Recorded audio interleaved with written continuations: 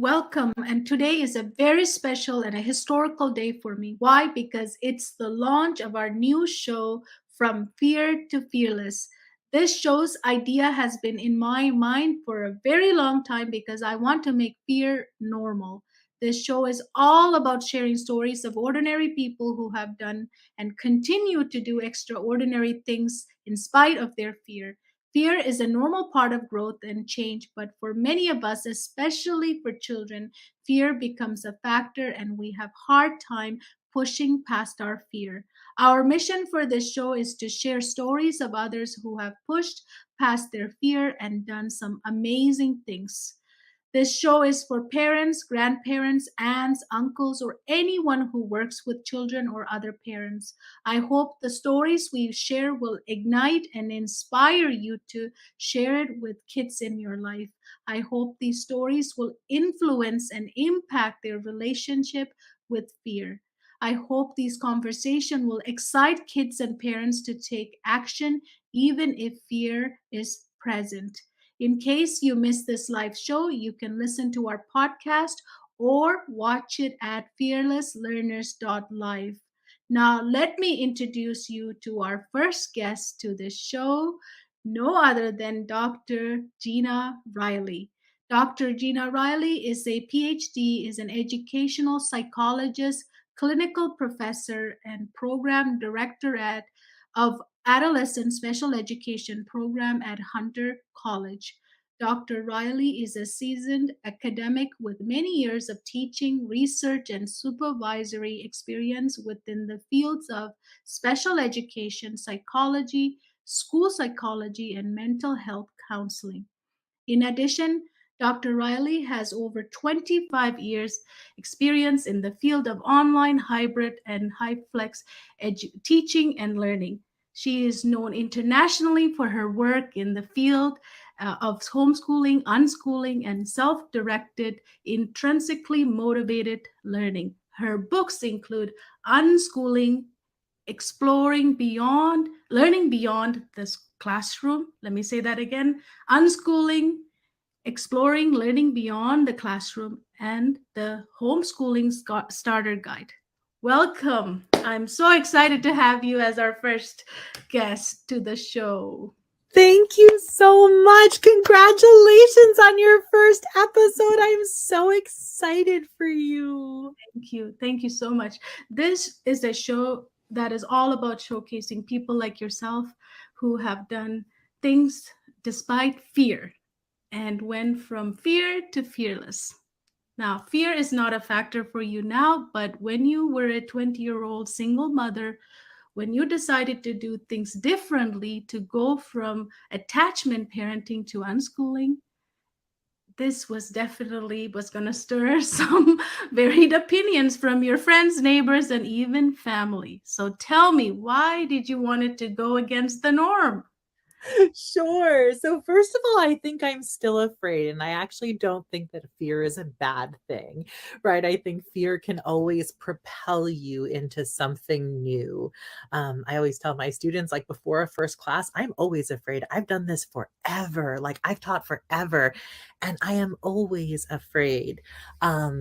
But again, I think fear has its purpose. So, yes, so I was a 20-year-old single parent. It felt like ages ago, very new, right? Like you have this baby, you're like, oh my goodness.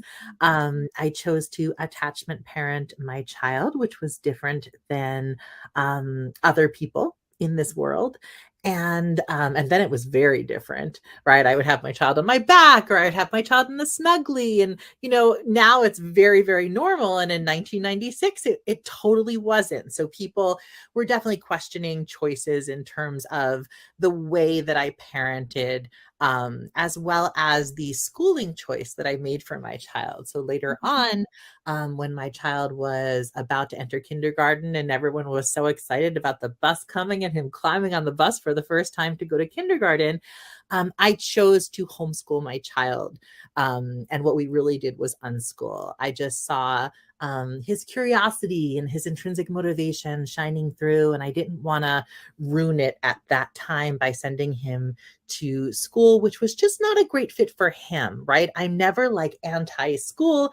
I always think there are so many choices in terms of learning and education. I teach teachers at my job every single day, and I honor the work that teachers do. But for us, homeschooling and unschooling was the right choice, even though it was very different from what everybody else expected us to do. Yes. It was also a very brave choice, right? Because here I am, I'm 25 years old. People are questioning me anyway. I'm like, yeah, no, my son's not going to school this year. And we kind of only said, okay, like maybe just this year. But every year we really had a lot of fun together. He was learning so much.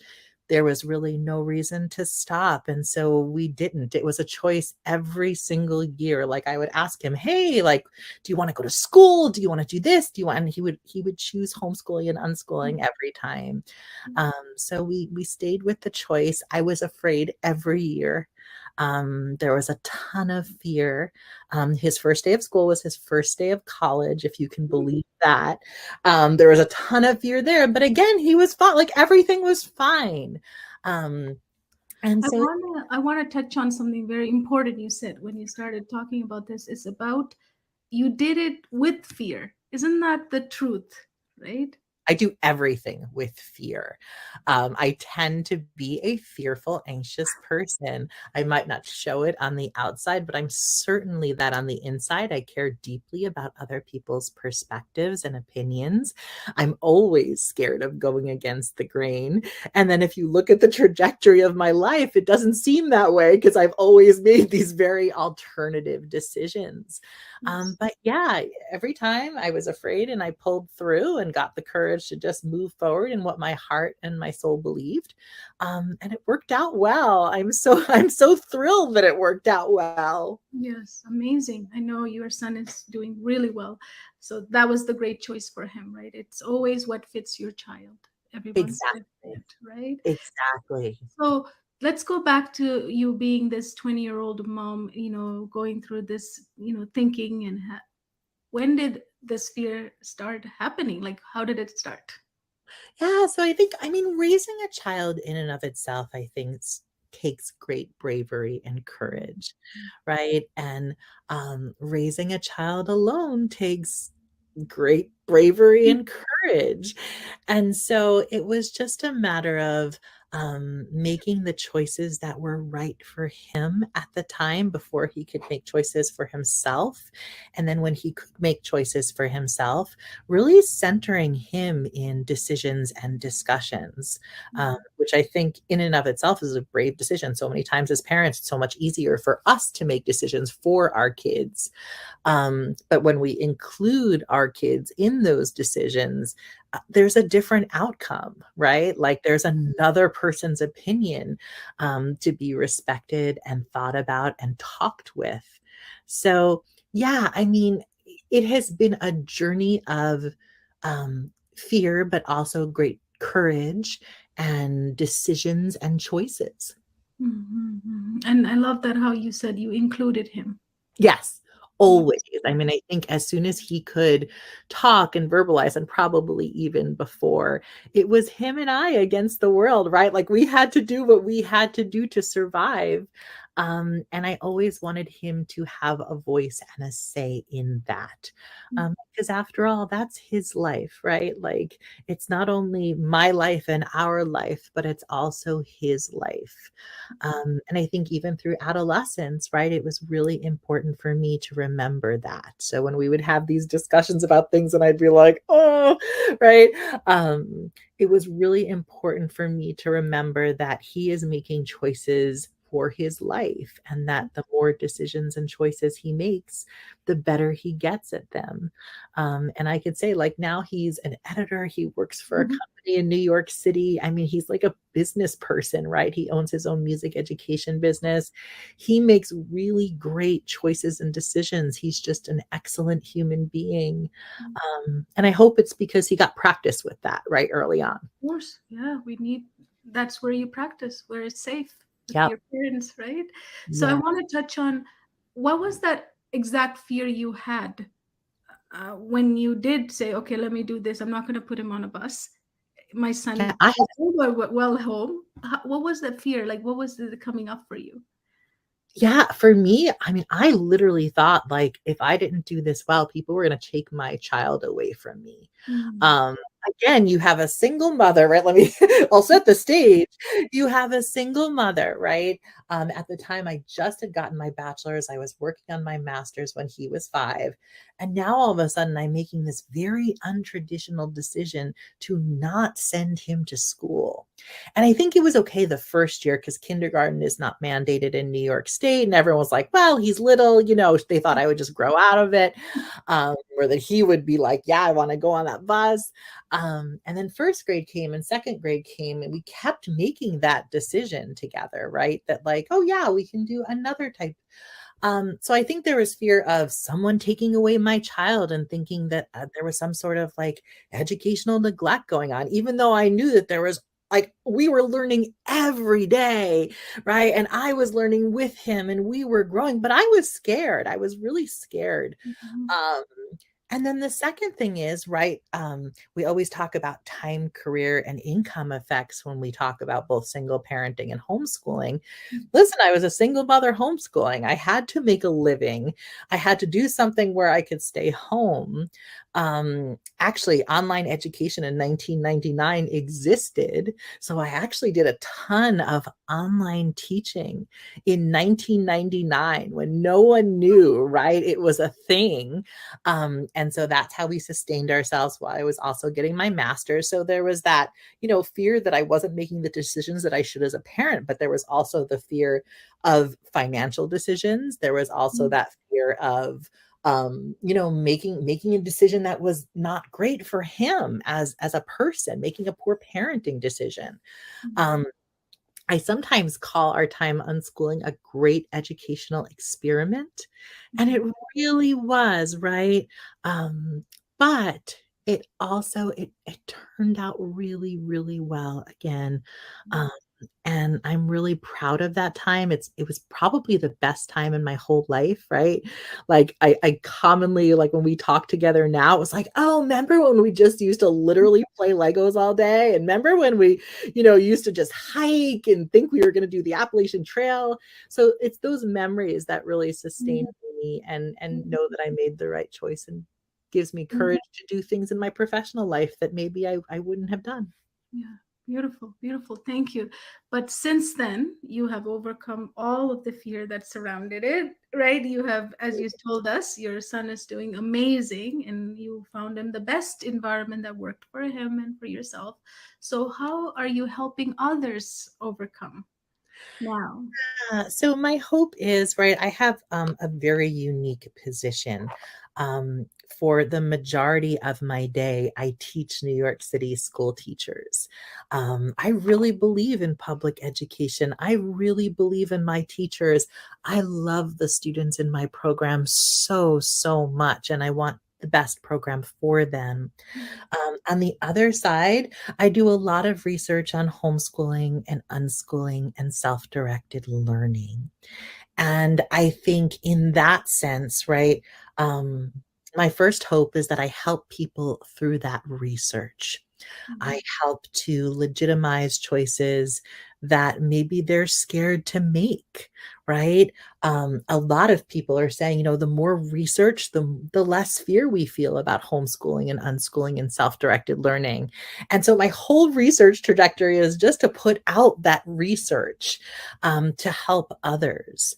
I also do consulting on the side just to have others let go of their fear, right? Because I often say, my gosh, right? I could have just had fun all day. I didn't need to have so much fear and anxiety in me while I was unschooling or homeschooling. Um, so I help others through that consulting and coaching, but really I help others through research. I also help by being a voice, maybe a voice on alternative education, but someone who also works within the traditional realm. I know what a New York City school classroom looks like. I know how hard my teachers work all day. Again, there's a whole myriad of choices in terms of education, and people need to make the choice that works for them, right? So there's never any judgment, and I can see every choice. I can see why you would put your child in public school. I could see why you would choose a charter or a private school. I could see why you would choose a self-directed learning center or homeschooling or unschooling. I see the vision of all of it. So really, I just want to help assist people make the best decisions they can about education and about teaching and learning.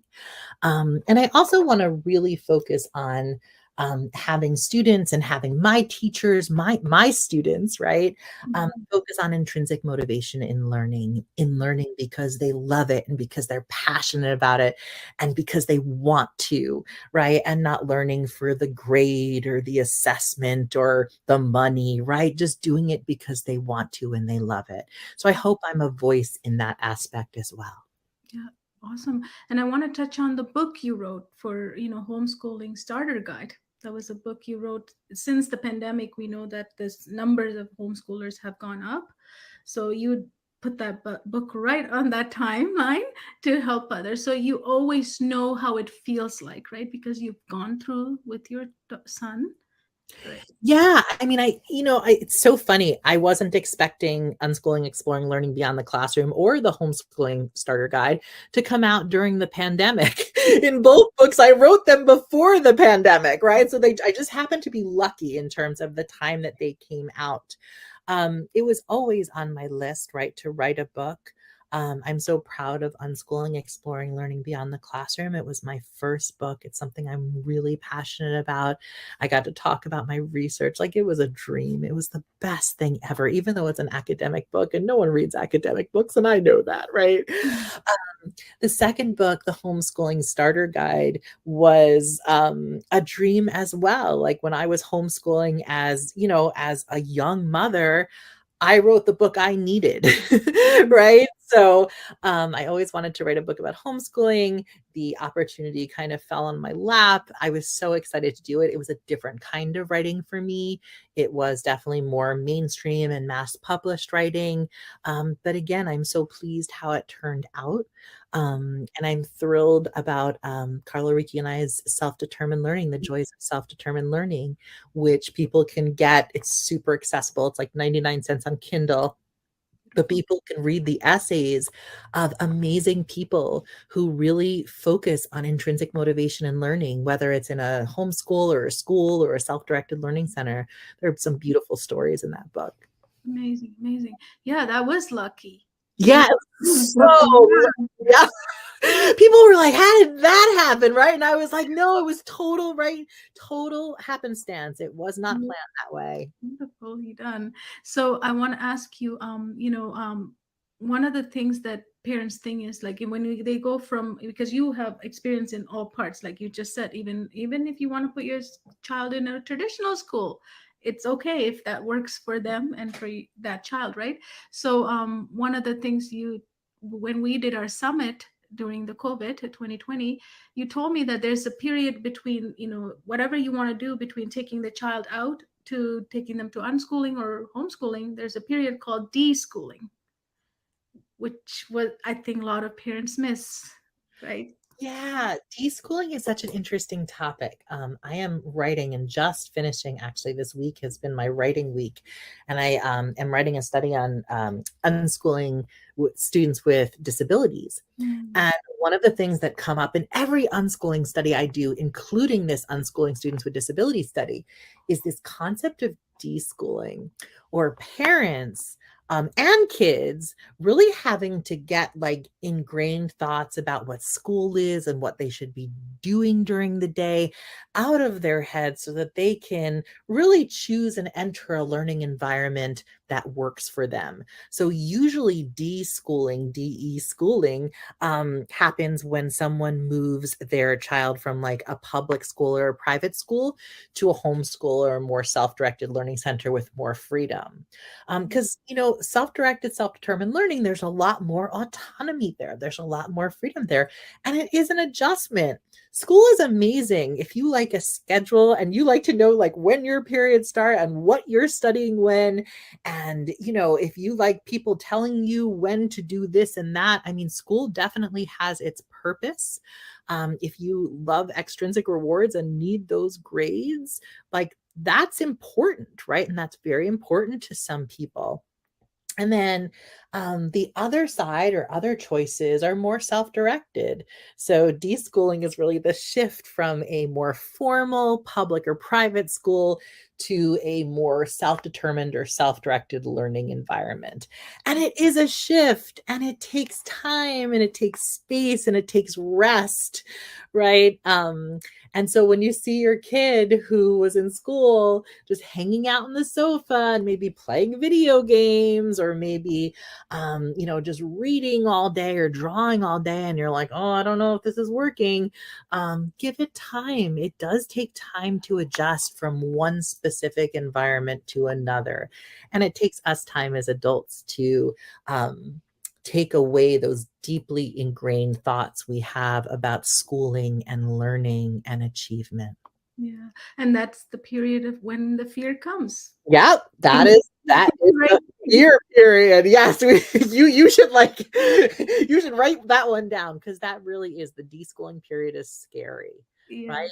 Any period of rest before a creative burst, or before some sort of, I call it like the rainbow, whatever you want to call it, any period of rest is scary, because when we rest, we think, right? And all of our fears and all of our dreams come colliding into each other. It's a hard time sometimes for the body. It's also a hard time for the mind. So, periods of rest are wonderful and needed, but they can also be very confusing and very anxious. Mhm. And how would you tell a parent to handle that situation? Because sometimes when you are fearful as a parent, your child can feel it very easily because they read off of your energy and your body language, right? So, how Yeah. do you stay calm and cool when you're like, am I doing the right thing doing this thing? Yeah, I mean, I think like daily rhythms help, right? Having a daily rhythm where you wake up and you do a certain thing, and then maybe mid-afternoon you take a walk with the dog together, just take the walk, or and then in the evening have a rhythm to your day so it doesn't feel like right, like what do we do here? Um, I think also talking about fear is really healthy, right? Like we're not supposed to put a smile on my face and say, we are not afraid. Everyone's going to be strong and happy, and we're just going to be like thrilled right now. We really should be talking to our kids about the feelings and emotions that we're feeling so that they can share their feelings and emotions. And sometimes those conversations, right? Like we want them to be structured, but sometimes they just happen on a walk, or they just happen on the couch, or they just happen, just when we're doing, like when we're cooking together, and just sort of waiting for those times, like not expecting anything, not like having a huge conversation, but waiting for those, like what I call connection times. Mhm. so that we can talk about our experiences. And it doesn't have to be heavy, right? I tell my son all the time now, and he's a full-grown adult. I'm like, I am so scared. And he'll tell me, like, Mom, you are always scared, and me too, right? We just cover it up well. But we have those kinds of discussions, and I think that's really healthy. It's really healthy to be able to verbalize emotions. Yeah, and fear is part of growth. Yeah. 100%. I always think fear is like that thing that happens before you're just gonna like grow big, right? Like it's all that fear, fear, fear, fear, fear, and then you just do the thing, and it's like poof, Yeah. right? And I'll give you an example. I had the opportunity this summer for the very first time to go to Prague alone. uh, Mhm. to visit a place where they were teaching economics, which is so out of my league and out of my realm. I had to leave my family, and I had all that fear about like leaving my dog. And oh my gosh, I was going on a plane, which I hadn't been on in forever. Mhm. Right. So, like, up to that point, like, I'm not going to lie, there was a ton of fear and emotion, and oh my gosh. And then I got on that plane, like, whatever, 18 hours, right? I'm afraid the whole time. And then you end up in this beautiful place. And it's like, right, like I would have never had that experience had it not been for specific people, had it not been for me saying, yes, I can do this, even though I haven't been on a plane in 10 years. Um, so sometimes you've just got to like live within the fear, and then that big, beautiful thing happens, that dream happens. Yes, absolutely, absolutely. Now I have a. This is one of my favorite questions to ask everyone that I'm going to be asking is, what would you imagine if you were a younger self, and what would you tell your younger self about fear? Yeah, I always think about this. Um, I would definitely tell my younger self that the anxiety and the tears and the fear, sometimes it's a lot of wasted time, right? I could have been feeling joy in that space. I could have been, instead of being like afraid of what's going to happen in the future, I could have been playing with my kid joyfully.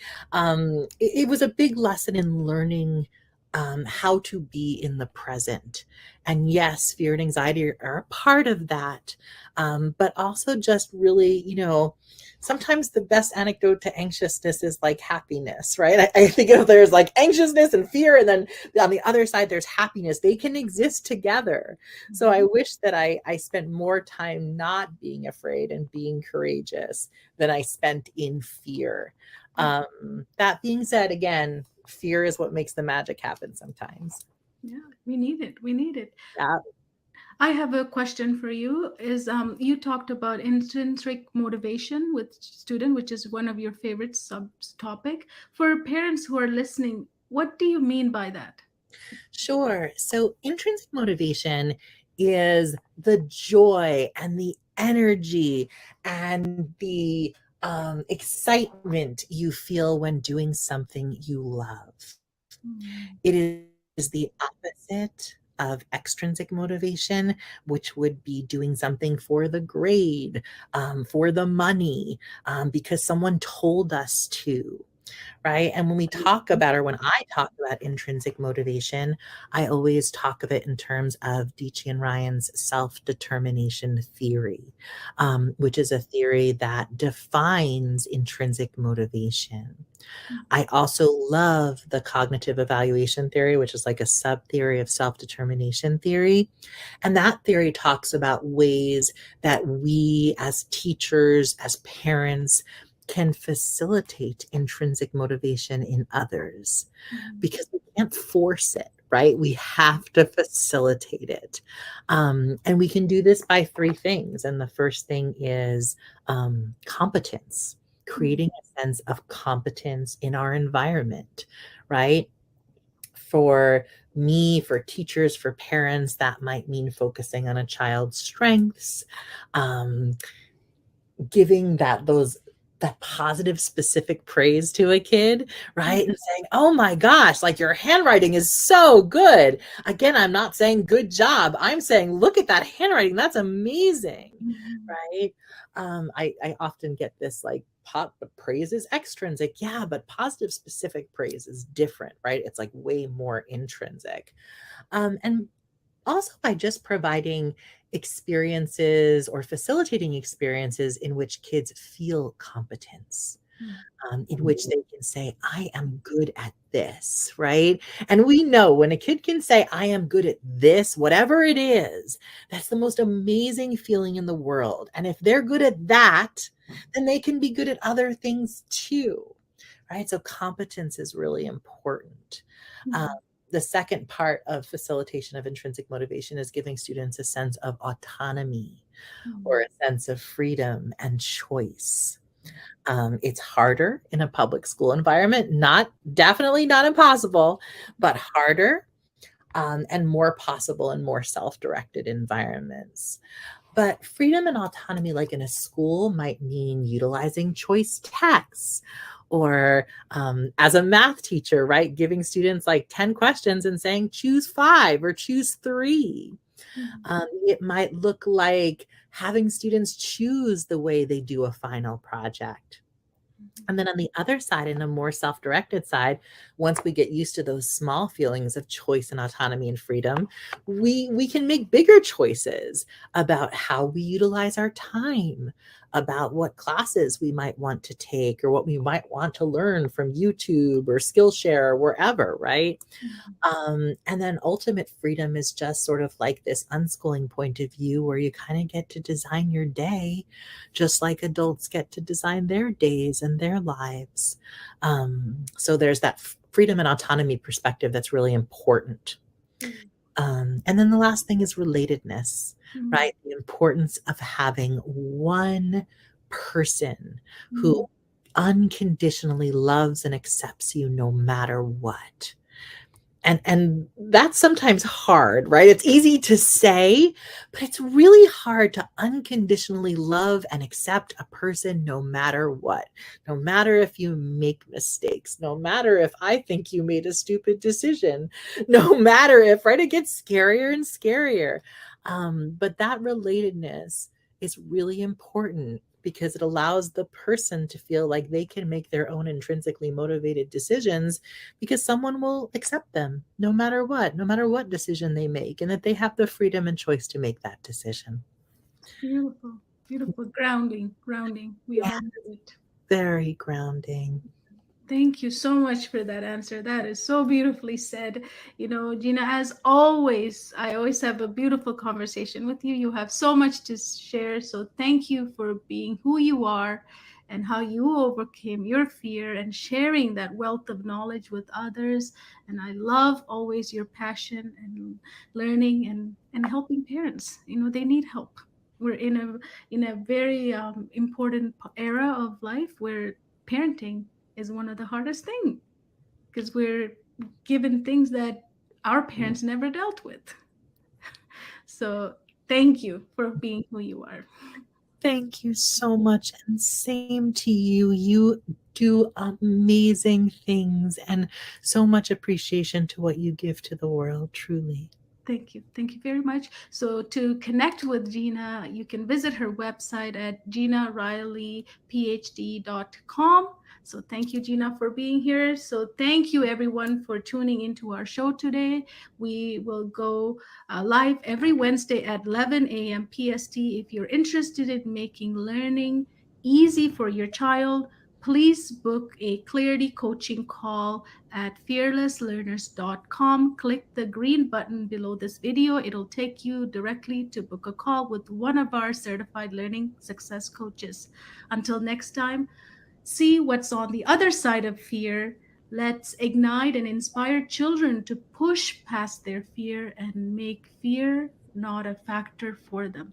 Let's help our children learn and grow fearless. Let's influence them and impact them to see unlimited possibilities. Like I always like to say, fear plus less equals fearless learners. Thank you, and I'll see you next time on Wednesday at 11 a.m. PST.